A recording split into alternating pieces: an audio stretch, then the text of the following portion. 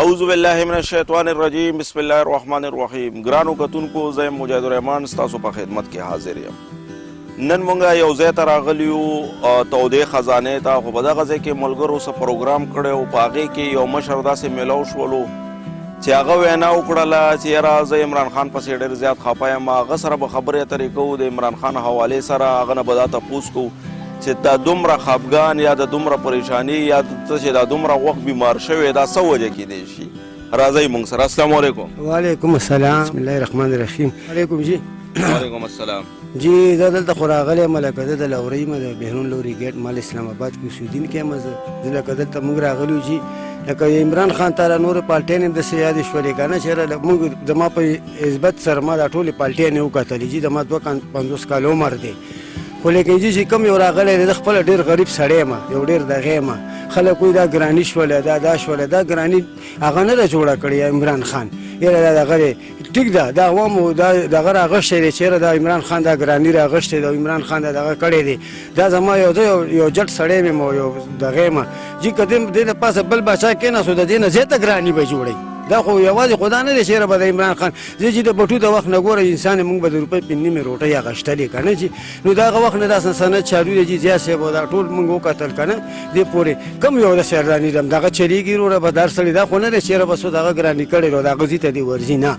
عمران خان چې کم و د خیره موږ سره ډېر ښایسته ښه کارونه یې کړي دي جي دې کې ولې خلک سترګې په بړو باندې منډي ودې ګوري که نه دا خلک عمران خان څونه ښه کارونه کړي دي څه چا نه لالچ کړی دی. اوسه پورې ګوره هېڅ چا دغه نه دی کړی. زموږ د غریبانو مسکینانو هغه تپوس کړی دی او شکر الحمدلله ما ته دونه ګران دی چې زما ځان دی زما جګر دی زما دل دی او انشاءالله اوس موږ د هغه د پالټۍ کسان یو بیا به موږ د هغه د پالټۍ کسان یو انشاءالله. هغه زموږ مشر دی د خیره او موږ به هغه سره پوره تړون به کوو. موږ به هغه سره دا قربانۍ کوو، موږ به هغو سره منډې مو، موږ به هغو سره تړلې مو، موږ به هغه سره هر څه دغه کوو او انشاءالله الله به وله بیا هم ورکوي. انشاءالله د هغه خپل سپین نیت د خیره او دغه انشاءالله هغه به هم خدای پاک کامیابوي انشاءالله. ماما عمران خان خو ډېر کارونه کړي دي که نه؟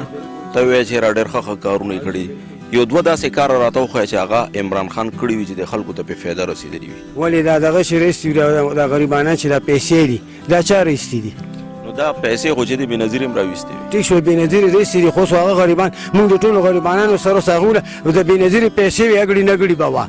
ته بې تعلیمه ښځه به لاړله جټه ښځه به لاړله جي بل به ترې ګوتې ولګولې پیسې به ترې وتښتېدلې لا بړلې غریبه ښځه به هغه به هلته کې کړېدله دغه کېدله به. عمران خان خو سیده صحیح کارونه راویستل چې څو پورې ښځې ګوته نه لګولي تر هغې پورې پیسې نه میلاوېدې ورته. بل داسې دویم کار چې یاره تاسو ته وایې چې هغه ډېر ښکلی کار یې کړی دی، بل داسې کم یو کار دی؟ داسې کار یې جي ټول بس زه خو یم چې موږ ته ټول غریبانان خوشحالي یو. ټیک دی د غریب اواز نه ځي د مالدار اواز ځي. څه خبره دی خوشحاله یې موږ ته خو ووایه. دا خوشحاله یم ته چې بس جي بس زما زړه دی چې زه ته زما نه ته خوشحاله یم. مړه خو بس مطلب دا چې هسې دی خوښ دی.